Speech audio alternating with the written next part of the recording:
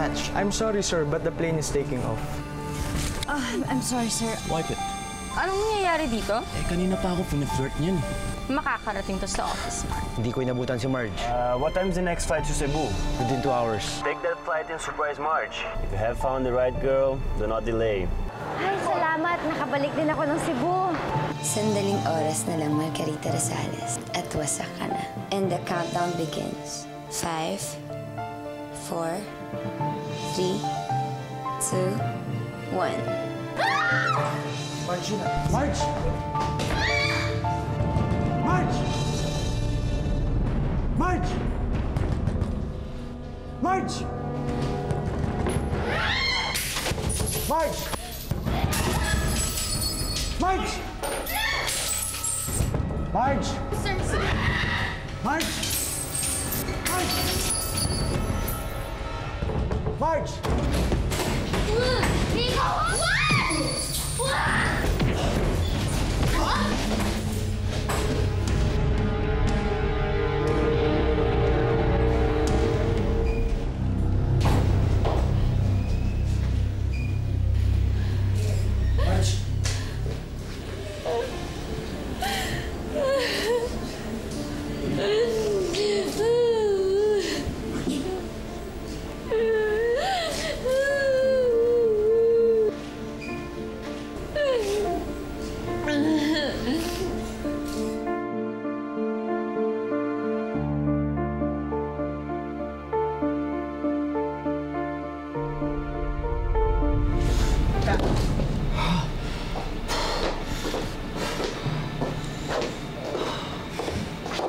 Sana, yung hingal mong yan, successful yung ginawa mo.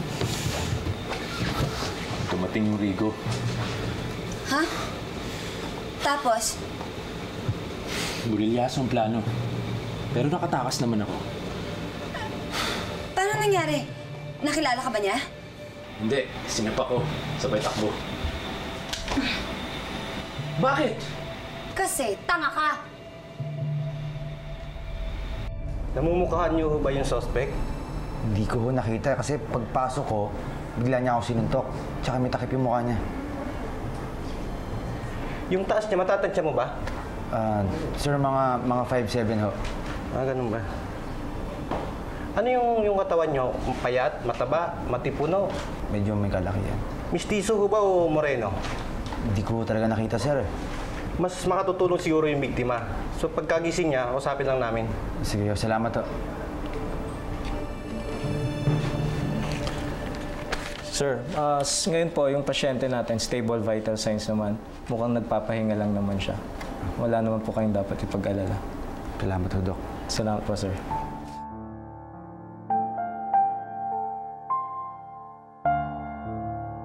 Ano bang problema mo? Hindi nga ako nakilala eh. Kung di ka ba naman si Raulo, hindi mo ba naisip na nagkalat yung security camera sa hotel? Ha? Hindi ko na maiisip yun. Nagpanik na ako.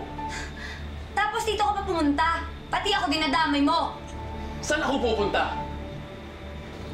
Alam mo, magtago ka muna. Magpalamig. Saka na lang kita tatawagan. Kapag sigurado na ako na hindi ka talaga na-identify ni Rico. Sa ngayon, wag mo akong pupuntahan na. Wag ka magpapakita sa akin. Paano ako? Bahala ka sa buhay mo!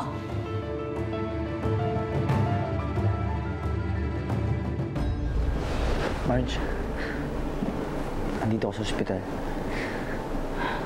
Nag-request ako ng mga pulis para bantayan ka. Nandito ako. Hindi kita iiwan. Daghang salamat, Dong. Sige po, sir. Akala ko katapusan ko na. Marge, hindi ko hayaang mangyari yun. Salamat, Rico. Thank you for saving my life. Hindi naman kita papabayaan eh. Hindi kita papabayaan, Marge.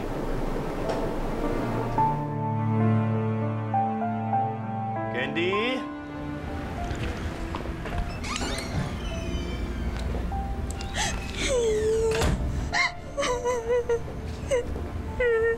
Candy? Oh. Bakit ka umiiyak? Ha? Hindi ko na kaya. Ang alin? Yung pangalipusta niya sa akin. Sino? Yung mukhang tuod, matangkad, payat, at higit sa lahat, tuyot. Bakit? Anong ginawa sa'yo ni Gloria? Inaaway niya ako. Tapos pinagsasalita niya ako ng masasakit na salita. Ba't ba galit na galit siya sa akin? Alam mo, Candy, pwede ba huwag mo nang pansinin yun? Siguro may gusto yun sa'yo, no? Kaya pinagseselosan niya ako. Hindi. Ganun lang talaga yun. Kung lagi na lang ganito, mabalik na lang ako sa club. At least doon, Reyna, ako walang kumakanti sa akin. Candy, dito ka lang. Hindi ka aalis dito. Akong bahala kay Gloria. Walang pwedeng manakit sa'yo dito. Promise? Puprotektahan mo ako. Hanggat nandito ka sa akin, hindi kita pababayaan. Promise.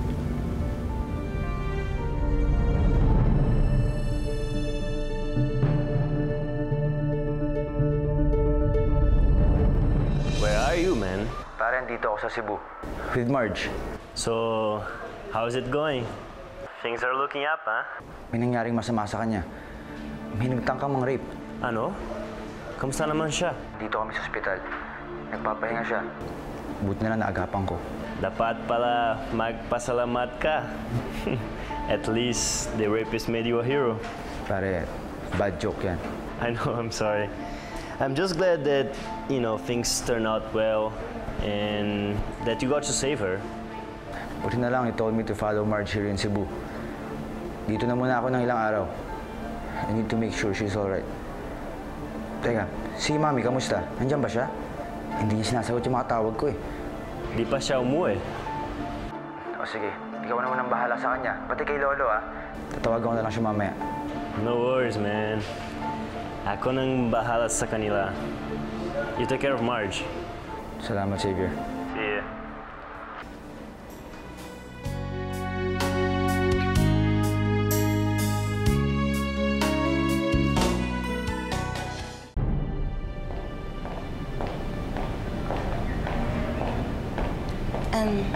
Miss? Yes, ma'am.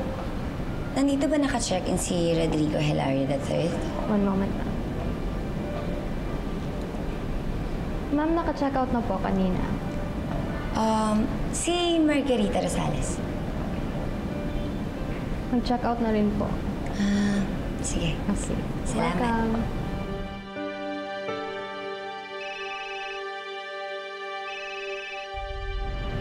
Dad?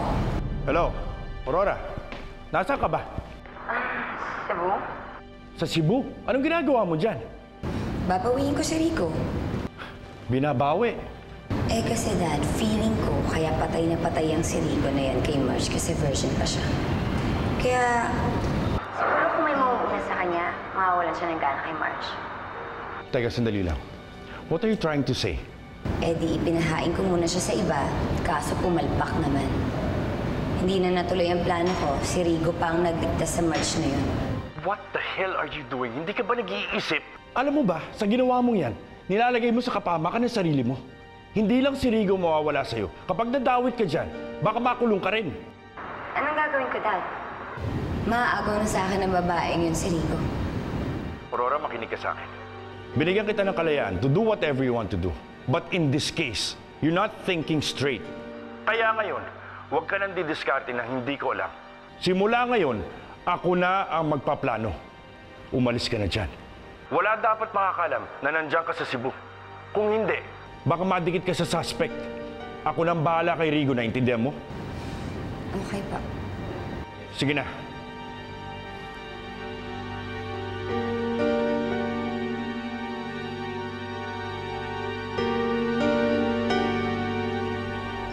Hindi pa ho ma-identify yung suspect eh. Ano pa bang ginagawa mo dyan at hindi ka pa bumabalik? Maraming trabahong naghihintay sa'yo dito. Hindi ko ho pwedeng iwan si Marge. After all, empleyado ho natin siya. Come on, Rigo, what are you trying to say? Hindi mo trabaho ang mag-babysit ng mga empleyado natin. I can send someone to do that for you. Head ka ng HR. You have a whole department to take care of. Mahal ko ho siya. At responsibilidad ko siya. Ano ba kalokohan yan? Ninong, entitled naman po ako sa leave of absence for personal emergencies, di ba? Rigo, wag mong unahin ang personal sa trabaho. Naintindihan mo? I'm sorry, Ninong. Pero mas importante siya sa akin. Personal na buhay ko si Marge. Pero... hello? Rigo, hello?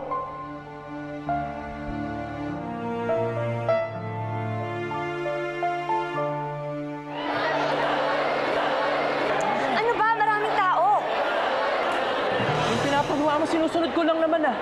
Malay ko bang ganun niya kamahal yung babaeng yun. Nangaasar ka ba talaga, ha? Totoo naman kasi. Diba? Ba't di mo na lang kasi sila hayaan? Hayaan mo na sila maging masaya. Para sa akin ka na lang. Para ano? Para si Marge ang makinabang sa Eagle Airways? Ni wala nga siyang karapatan na maging cabin crew, maging asawa pa na may-ari. Eh, ano gagawin natin? Paano kung mabuko ko? Na ako palang rapist. Mapoprotektahan mo ba ako? I'll try my best. Siguraduhin mo lang na hindi malalaman ni Rigo na nandito ako sa Cebu ngayon. Kasasaan ba't nakakapaghiganti rin ako ng Margarita Rosales?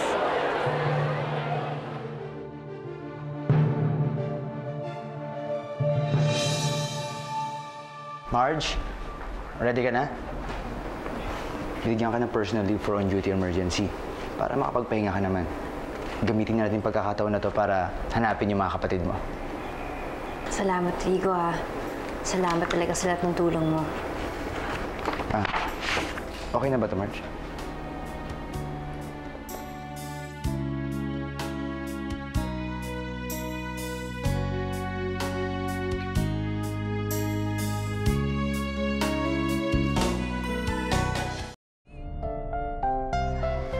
Huwag ka mag-alala. Pagkatapos natin dito, pupuntahan natin yung ampunan na sinasabi ko. Ay, baka may mahanap kayo. Marge, huwag ka na mag-alala. Unang araw pa lang natin. Sigurado, makikita natin si Joy. At baka may makita ko kayo. Salamat po. Tara, doon pa tayo.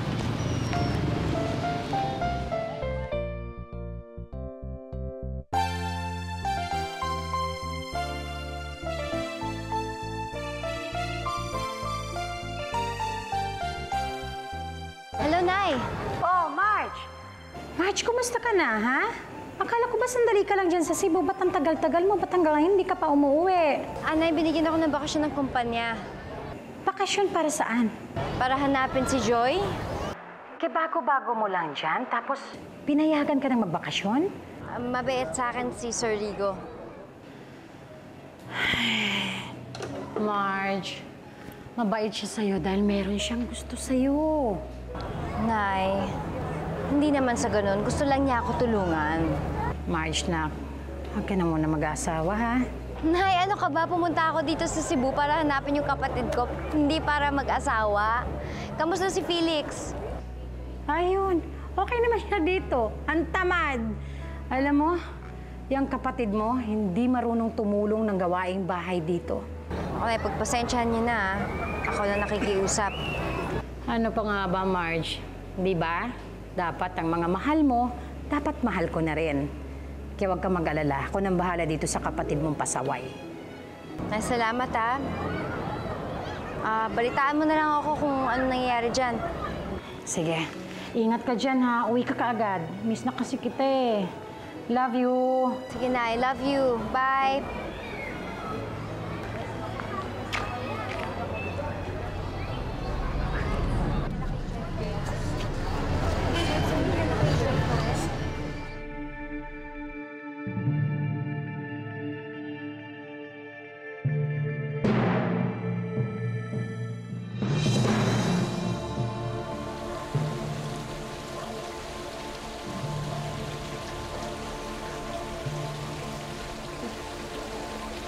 Manny, Yes, ma'am. doblihin mo ang lagay ng chlorine sa swimming pool ngayon, ha?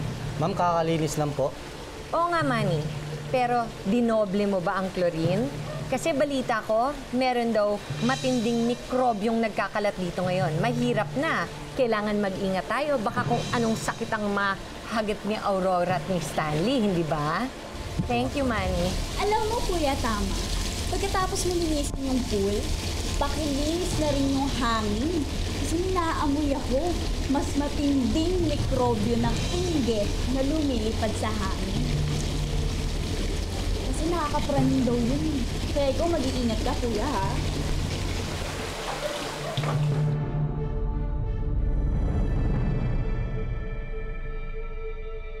Number mo ba to? Bakit? Baka pwede kitang tawagan. Good time lang.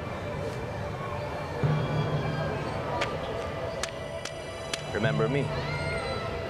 Teka, ikaw yung bumustos sa akin sa aeroplano, ah. So nice of you to remember. Ganda-ganda mo pala. Kahit naka-civilian. Bastos ka! Hoy! Labas tayo.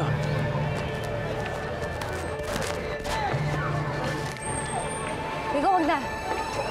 Siya yung lalaki bumustos sa akin sa aeroplano. Parang stalker eh. Sinusundan ka. Di ba yun yung tangka sa'yo? Hindi naman siguro. Kapal naman ang mukha niya kung pumunta pa siya dito, di ba? Kasi iniisip niya, hindi mo siya mamumukhaan. Alam mo, tara na.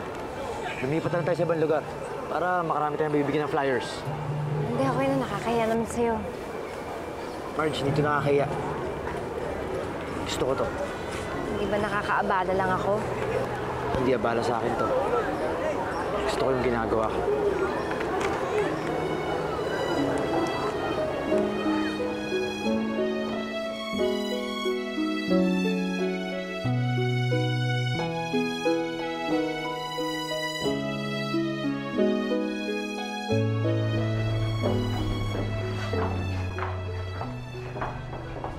Boy, alam niyo ba yung nangyari kay Marge sa Cebu?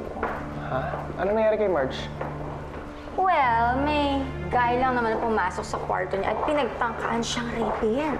Pero ayun, dumating si Sir Rigo tapos niligtas siya. Uy, Melanie, huwag mong pagsasabihin ng ganyan si Marge, ha? Bakit? Eh, paano mo nalaman yun? Hello, I was there.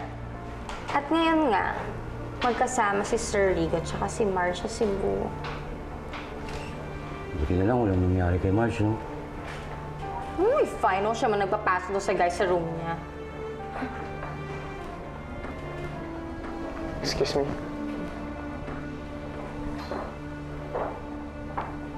Hello, Marge. Nabalita ako yung nangyari. Are you okay?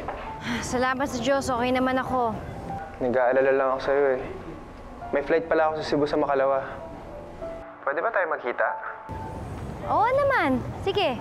Nasaan ba kayo? Ngayon, nasa Cross of Magellan ako. Hindi, saan kayo naka-check-in? Cebu Oakwood? Sige. Tawagan na lang kita pag nandyan na ako, ah. Sige, kita tayo. Hi na lang sa mga tao dyan, ha? Ingat ka. Bye! Okay, bye-bye. Ano na naman kailangan mo? Pera. Pera? Oo. May katapat na halagang pagtatago. Saan ako titira? Anong kakainin ko? Sige. Bukas magkita tayo. Iaabot ko sa'yo yung pera. Pero baka naman habang nagpapalamig tayo pwede kitang painitin. Tanga. Ano ka ba? Hindi tayo pwede magkita, no? Kailangan ayusin ko muna tong gulong inumpisahan mo. At hindi ako matatahimik hanggat magkasama sila. Buisit. Litiin ko dyan. Ayoko. Sandali. May tumatawag sa... Well, disturbo. Sandali lang. Hello? Hello, Joy. Oh. Nakakuha ko sa kapapel gikan sa babayi, gipangita ka. Ha? Nakabutang diri sa papel iyang contact number. Unsay ngalan sa babae? Marge Rosales. Ah. So nagpalit din pala siya ng pangalan. Pwes, pareho lang kami. Unsa man, tawagan ko? Dili na. para sa akin, patay na siya. Hayaan mo siyang magsawa kakahanap kay Joy Flores. Dahil para sa akin, patay na usab si Joy Flores. Hello, Miss Aurora. I have good news for you. Alam ko po kung saan nagsistay si Rigo at Marge sa Cebu. I love you. Pwede ko bang marinig yung isasagot mo? Alam mo, Rigo, napakabait mo sa akin. Sobrang laki na nang naitulong mo. Kaya kailangan ko sabihin sa'yo to. Something from the past. Nakaraan na pala eh. Hindi mo na natin ibalik. Tita Melly, may sakit po kayo? Oo. Sakit sa ulo yung kapatid ni Marge na yan.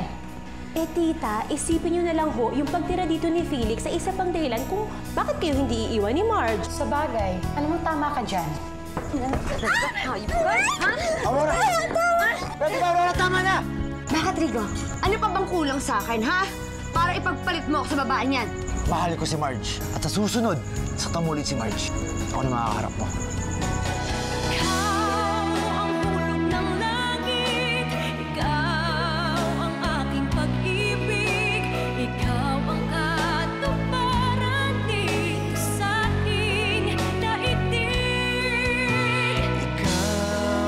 Akin